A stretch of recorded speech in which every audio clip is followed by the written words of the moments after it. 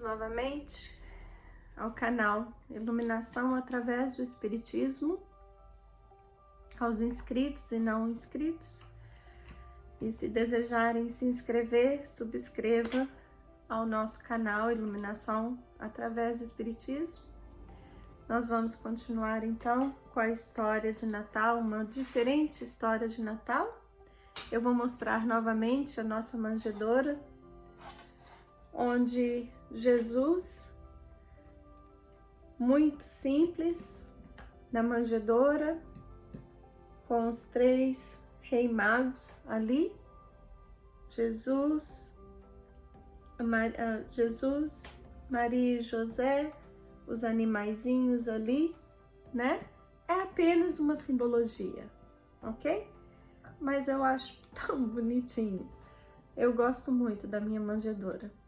Eu já a tenho há muitos anos, mas guardo com carinho, porque é uma simbologia e significa muito. Então, continuando, a manjedoura é o tabuleiro. Os espíritos superiores ocupam-se com o verdadeiro e importante para a vida imortal. Jesus, envolvido em panos, nos ensina a lição da simplicidade. Enquanto nos preocupamos com os acessórios em nossa vida do dia a dia. Segundo Emmanuel, A Caminho da Luz, é um outro livro. A manjedoura assinalava o ponto inicial da lição salvadora do Cristo, como a dizer que a humildade representa a chave de todas as virtudes. Por meio de Jesus, colocado em um tabuleiro como alimento para os animais. Então Jesus ali, simples, no meio dos animais, como se ele fosse um alimento, né? Para os animais.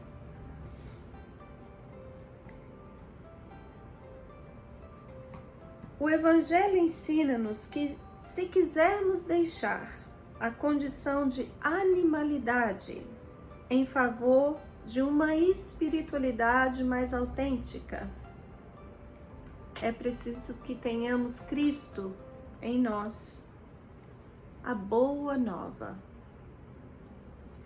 por Ele proposta como o alimento de nossas almas.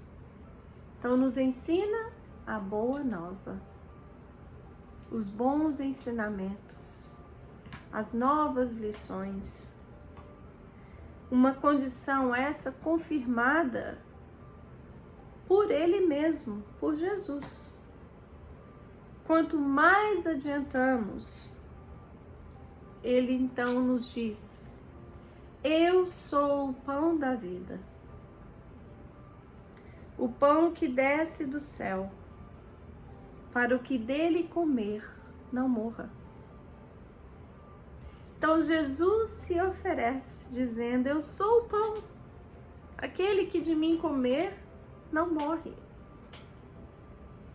Né? Que simbologia! Quem vai comer um homem, né? Ninguém é canibal para comer um homem. Claro que é uma simbologia.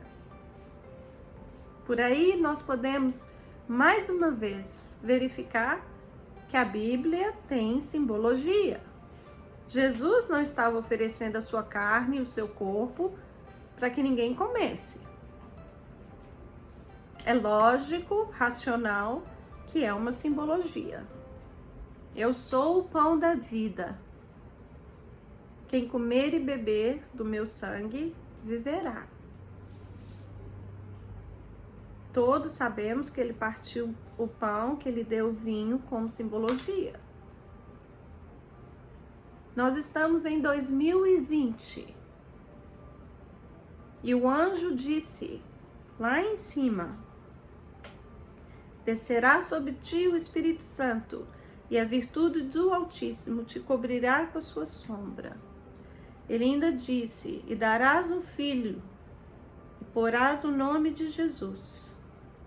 E ele disse ainda: ele reinará eternamente na casa de Jacó, e seu reino não terá fim.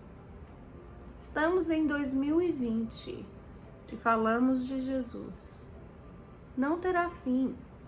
Jesus jamais será esquecido, jamais. Porque ele é e sempre será o Filho de Deus.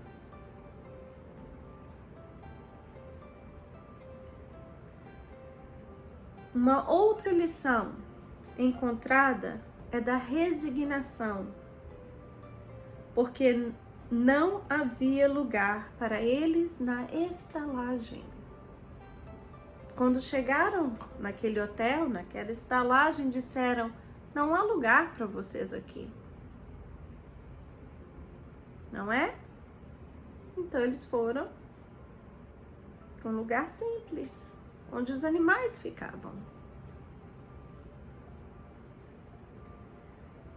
É muito comum este fato quando nos ajustamos aos desígnios superiores e agimos em favor do amor e da fraternidade. Não há para nós lugar onde se instala o interesse imediatista do mundo material. Então, nós sempre nos ajustamos às nossas situações. Às vezes queremos viver num palácio, mas a nossa condição econômica não nos permite.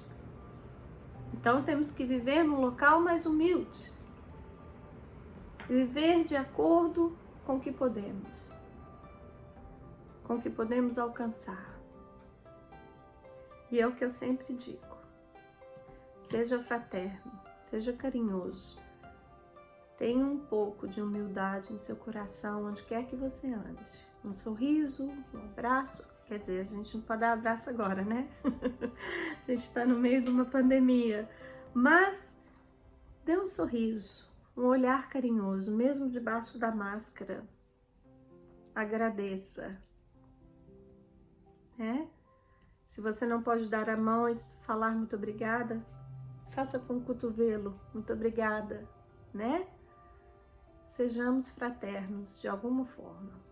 Se você vê que alguém está passando um momento de dificuldade por causa do coronavírus e puder, se tiver condições, deixe uma sacolinha de alimento na porta de alguém, porque talvez está na quarentena, né?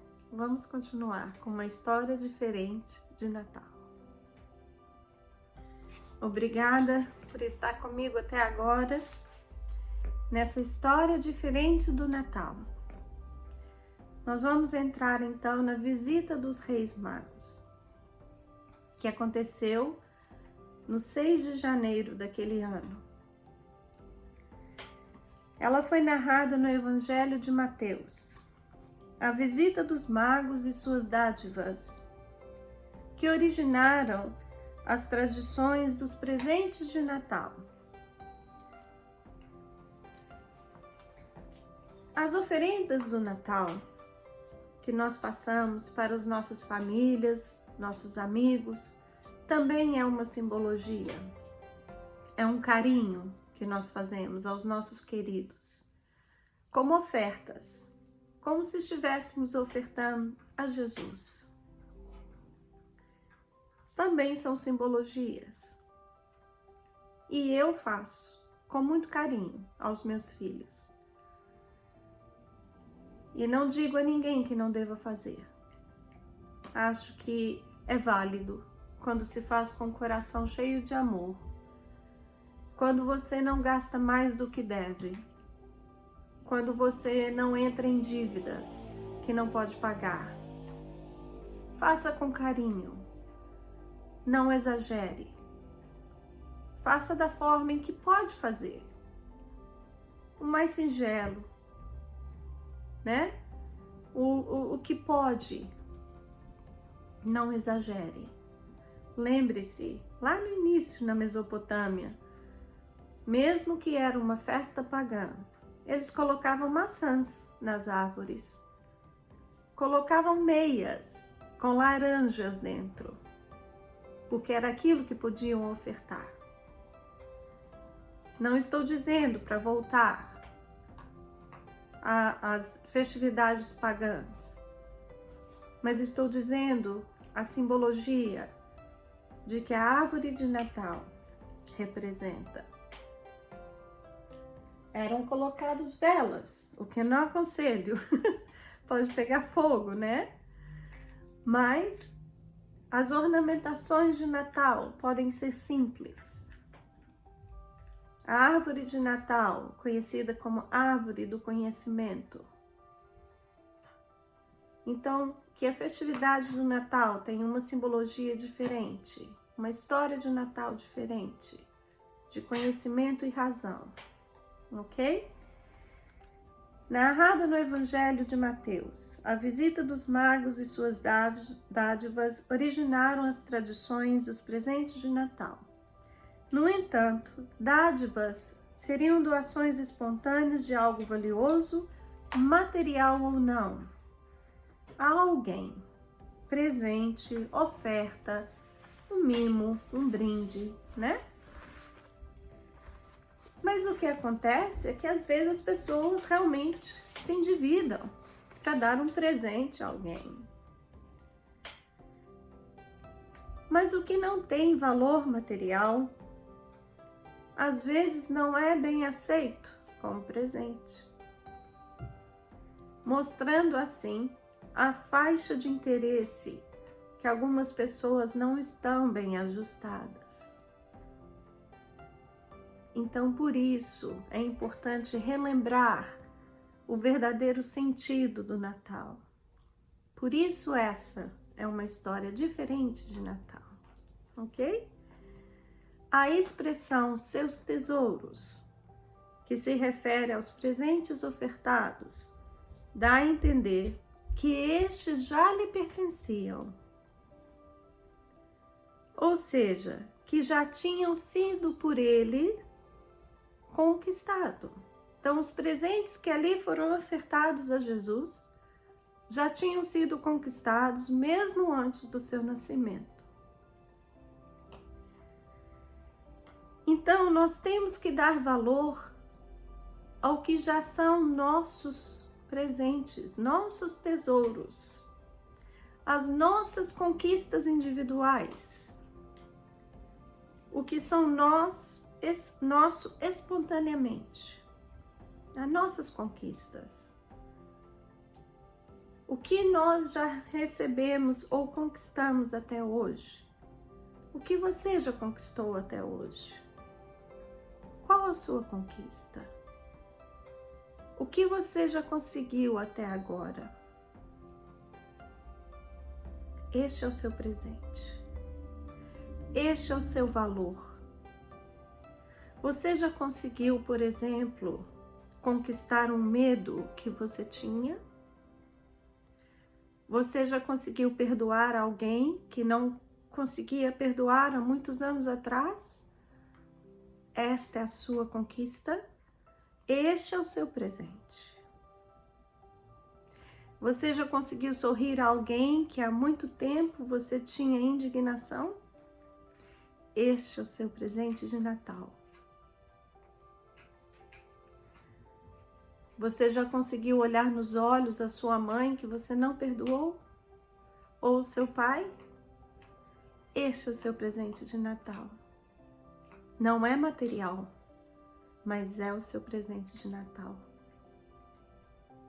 Já conseguiu chamar à sua casa alguém que você realmente não conseguia abrir a porta há muitos anos atrás?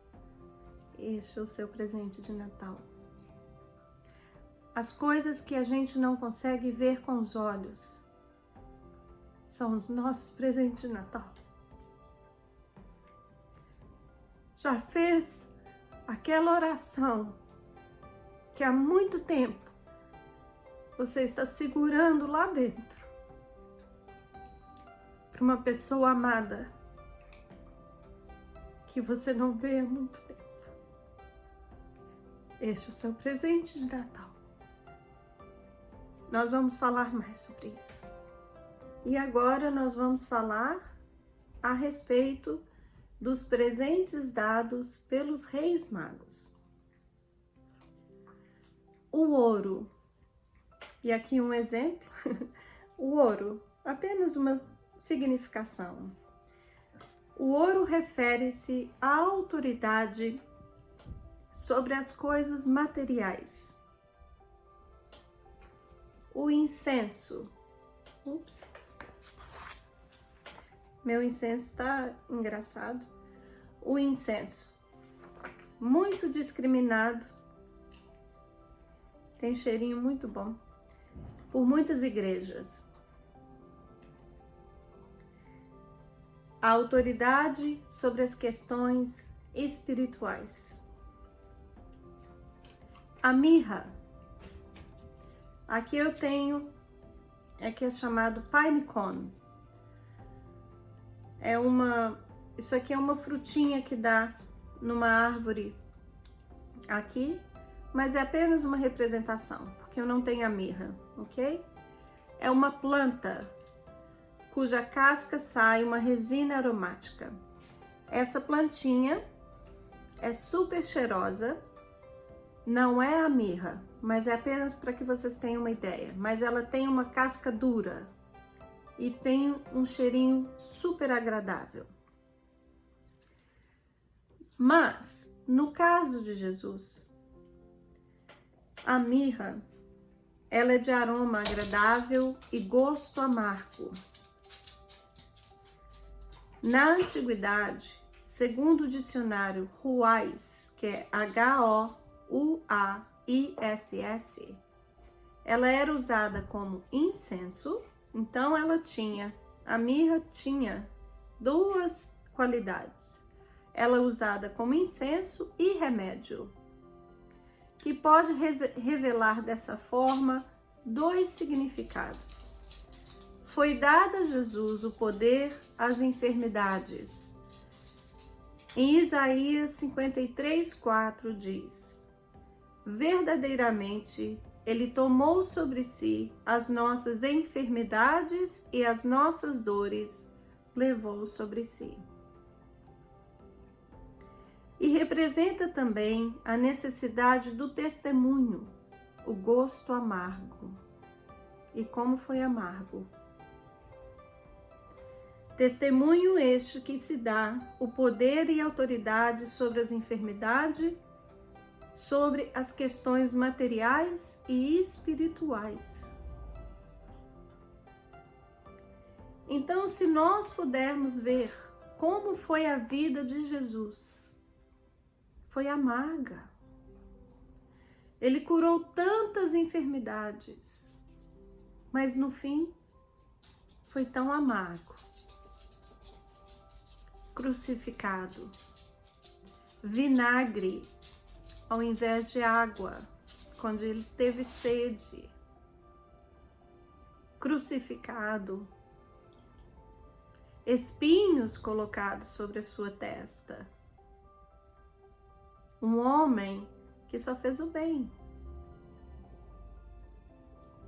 O ouro, o incenso e a mirra, presentes que já lhe pertenciam. Então, historicamente, nós podemos ver o personagem principal dessa história de Natal diferente, Jesus. Nós podemos então, de onde e quando se deu o nascimento do nosso mestre maior. É certo que ela aconteceu, não há dúvida alguma. Emmanuel assim descreve no livro A Caminho da Luz. Harmonias divinas cantavam um hino de sublimada esperanças no coração dos homens e da natureza. A manjedoura é o teatro de todas as glorificações da luz e da humanidade. E enquanto alvorecia uma nova era para o globo terrestre. Nunca mais se esqueceria o Natal, a noite silenciosa e a noite santa. O nascimento de Jesus representa o início de uma nova era em que a justiça se converte em amor e a fraternidade pura, através da sua exemplificação, a meta a ser alicerçada em nossos corações. Antes era o homem biológico, depois o homem espiritual.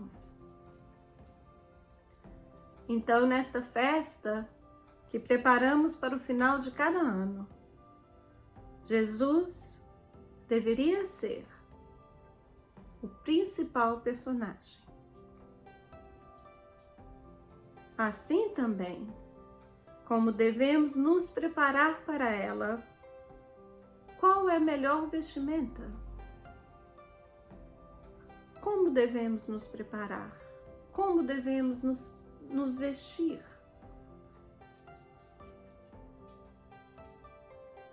Eu vou deixar aqui 2 passagens evangélicas para que possamos refletir esses temas.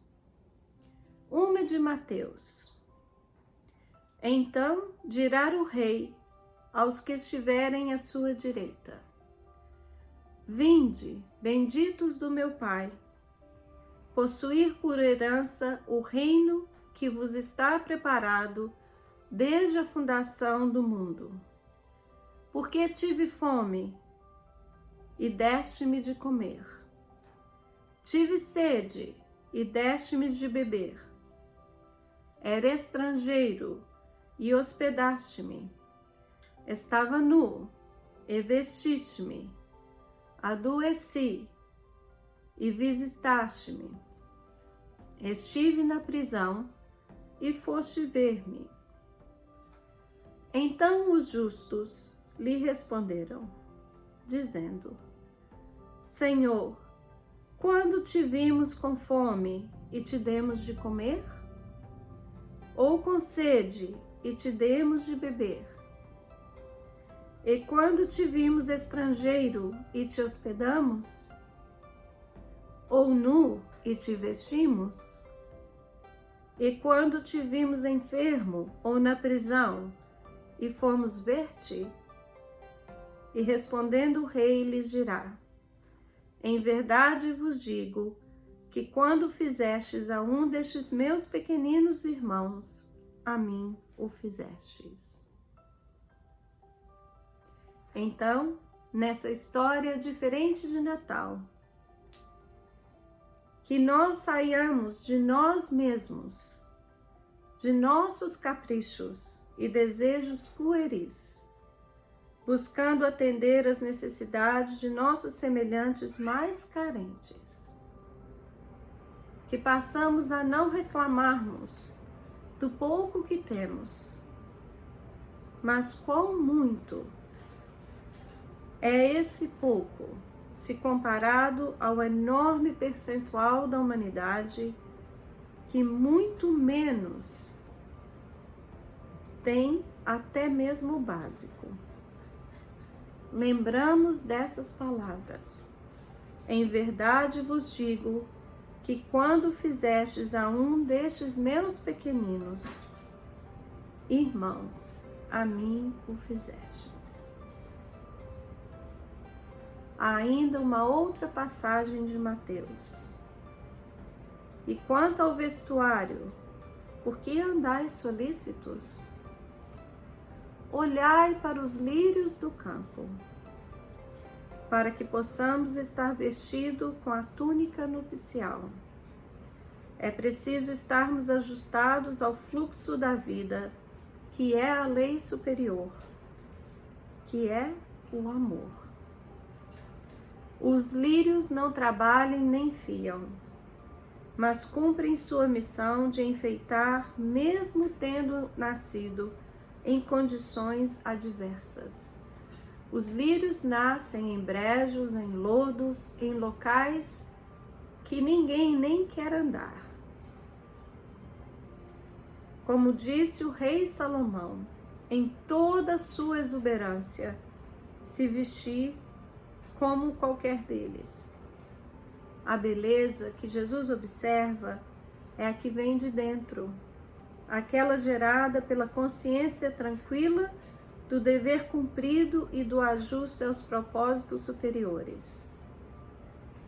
Nada dá mais firmeza do que o Evangelho vivenciado.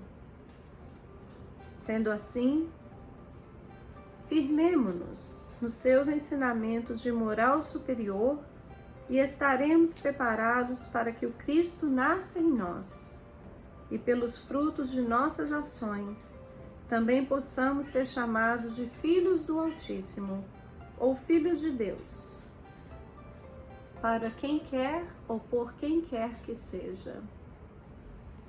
E é essa a história diferente de Natal. Nós temos em nós a capacidade de mudar as nossas metas, de vivenciar um mundo novo. É uma história de Natal diferente. É uma história de reflexão, com dados relevantes. Esses dados que nós não sabemos exatamente quando é que Jesus nasceu. Se foi na primavera, se foi no dia 6 de janeiro, se foi no dia 25 de dezembro. Em realidade, não importa a data do seu nascimento, mas Jesus nasceu. E nos trouxe muitas lições. Lições de humildade, lições de fraternidade e muito mais importante, o conhecimento espiritual de que a sua semente está em cada um de nós e que nós precisamos fazer com que essa semente cresça dia após dia para que nós possamos crescer espiritualmente e vivenciar a cada dia Jesus em nossas vidas. Não há mal algum em presentear a quem amamos e até mesmo a quem não conhecemos. Sermos fraternos, amigos. Há pessoas que não gostam do Natal e que acham até um exagero. Mas, se você fizer com consciência e não exuberância, não gastar mais do que pode, lembre-se, o seu presente de Natal é aquele em que você já tem. É as conquistas que você já conquistou. É o perdão que você já exercitou. É o sorriso que você já deu àquela pessoa que há muito tempo você resguardou.